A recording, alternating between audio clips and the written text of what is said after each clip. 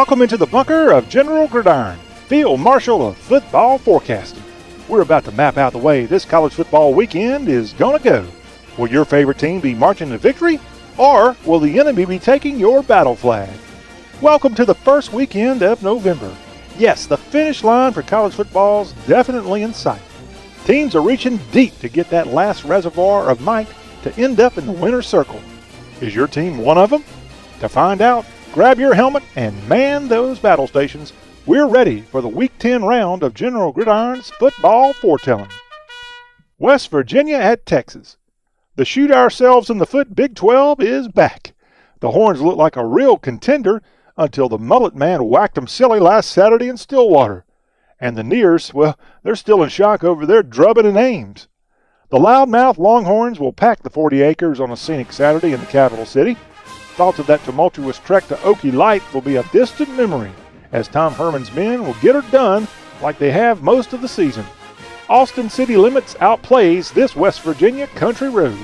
The Generals victor, Texas. South Carolina at Mississippi. Coach Will Muschamp and the University of South Carolina are tailgating in the Grove for the first time since the 2008 season. With the SEC's current rotation of scheduling opponents from the opposite division, it's a dang shame that two flagship universities from the same conference have to wait 11 years to play. Last Saturday night, the Cox were able to hold on in a win against the Vols, and now they've got to start crowing at the crack of dawn with the 11 a.m. central kick. The fighting fake fish of Mississippi are kind of used to that brunch start. It's kind of a tradition. But Bloody Marys and bacon grits don't go well with a gaggle of Gamecocks hungry for a road win. The Generals victor, South Carolina. Notre Dame at Northwestern. 1988 was the last year the Leprechauns took the national championship trophy. Coach Brian Kelly's 2012 ball club went all the way to the Natty, but were dismantled by the Tide 42-14. Is this the year Irish fans have been seeking for at least 6 years, but more like 30? In this Battle of Chicago, the Catholics have a tough challenge with a streaking horde of cats that would love nothing more than to derail their Midway mates' dreams. Methinks there's something in that Lake Michigan water that'll have Charlton Heston's alma mater putting up another Oscar performance this weekend. The Generals victor, in an upset, Northwestern. Syracuse at Wake Forest. Number 22. That would be the Syracuse football team's spot in this week's AP College Football Poll. Congrats to upstate New York's football team for getting ranked for the first time since 2001. Their Big East partner Miami finished 12-0 and number 1 that season. The Q's sails to Tobacco Road with the wind at their back. The Deeks had hoped this season would be the continuation of Dave Clawson's ousting of Wake's sinful past on the gridiron. But the good book's latest chapter and verse has fans in Winston-Salem searching for another baptism of hope. The Generals victor, Syracuse. California at Washington State. Election 2018. And the hippies of Berkeley are clamoring to the polls, hoping to knock off the old-fashioned rural lifestyle of the Palouse. Cal and Wazoo ain't exactly the perfect match in the Pac-12 North. Throw in the pirate, the fact that the Cougs are ranked 8th in the land, and you've got one heck of a contest Saturday night. Mike Leach's mustachioed Mississippi QB will deep fry the Bears like a mess of catfish and hush puppies, then pour on the points like delicious sweet iced tea. No problem inside Martin Stadium this week, fellas.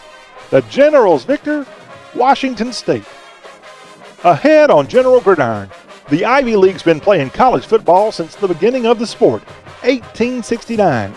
And perhaps that Brainiac League's biggest contest takes place this weekend, Dartmouth at Princeton. Also, the SEC West will likely be won on a Saturday night in Death Valley. We'll tell you the winners. Keep it locked here on General Gridiron.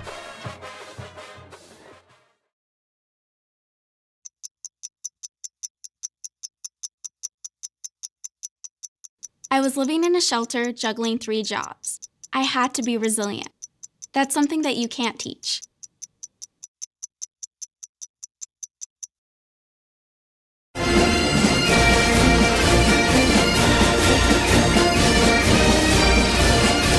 Howdy, soldiers. This is General Gridiron back with you. Each week, this fabulous football forecast is heard on some of the best radio stations in cities and towns across the South.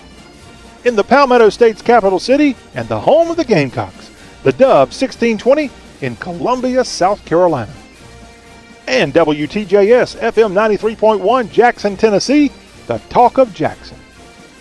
We appreciate all of our radio affiliates. Now, let's get back into the football fight. Penn State at Michigan. This top 15 matchup in the Big House is getting lost in the shuffle of what's happening down in the SEC this weekend. But make no mistake, Coach James Franklin specialized in stealing thunder away from that conference during his time skippering the Music City Commodores, and he's itching for an encore. His Nittany Lions have had a hard time in Happy Valley, but lucky for them, the road bags are packed and they're aiming to make the season relevant again. UM's Shea Patterson, a former SEC signal caller, has been living in high cotton since week 1. But bad news, Shea. The cotton's getting picked in Ann Arbor Saturday by a brigade of football players wearing spotless cotton white unis. The Generals victor in an upset, Penn State. Georgia at Kentucky. When will the nightmare end? Nightmare, you ask? Yes, Kentucky fans have been led to the edge so many times, thinking a ladder would be there to keep them on an upward trend. And not surprisingly, the quantitative facts state a cliff is the only thing UK ends up going over this time of year. But something's a little different at Kroger Field with Mark Stoops comfortably in control in 2018. He's got one heck of a run game. He can pass when needed, and luck has been kind too. Can that all add up to a win over Georgia and the program's first berth in the SEC championship game? Kirby Smart and the Dogs ain't having no Wildcat derail their march back to the ATL. The Generals victor, Georgia, in a super-duper close one. Dartmouth at Princeton. For just the 6th time in Ivy League history, 2 undefeated teams beat this late in the season. Both the Big Green and Tigers have matching 7-0 overall records and 4-0 marks in the Ivy. Princeton helped start this thing we call college football when they suited up for a game in 1869 against Rutgers College. A relative newcomer, the Dartmouth Indians' first game was played in 1881, the year President James A. Garfield was shot by an assassin. This 2018 colossal matchup in Jersey is worth your taking time out of the big boys to see how cool the sport of college football really is, from the SEC to the Ivy. The Generals victor, Keggy the Keg, is triumphant. Dartmouth. Oklahoma at Texas Tech. Another Big 12 gobbledygook of a matchup. The fans of OU are still scratching their heads at head coach Lincoln Riley's answer this week to whether he will abandon ship and head to the NFL one day. Surely not for the Cleveland Browns. Riley's fellow pretty boy, frat-tastic coach on the opposite sideline won't be courted by the pros anytime soon. In fact, he's lucky to have weathered more than one West Texas twister of a season. This early November offensive display will go the way of the wagon wheel. The Generals victor, Oklahoma. And now the big one, Alabama at LSU. Tuesday night's big CFP reveal, Alabama number 1, LSU number 3. And these two SEC West foes are set for a cage fight. Perhaps college football's most colorful skipper, Ed Orgeron, meets up with the most boring man in America, Nick Saban. Now that's the makings of one heck of a mashup. Both squads took a breather last weekend, so they should be good to go during this Saturday night in Death Valley. LSU wants to, needs to, beat Bama. Do so, and the season could end with a big old trophy along the bayou. But no amount of energy drink can get the fiery Cajun prepared to lead his troops to a win against Mr. Saban, even though they're cooking up their best boudin. The Generals victor, number 1 Alabama. We've already looked at the weekend's biggest battles across the nation, but hang on to your helmet, there's more around the corner. We'll be back in just a sec to wrap up this week's General Gridiron with our rapid fire picks. Hey, Dad. Hey, Dad. Do we have a gun? Why do you ask that, kiddo?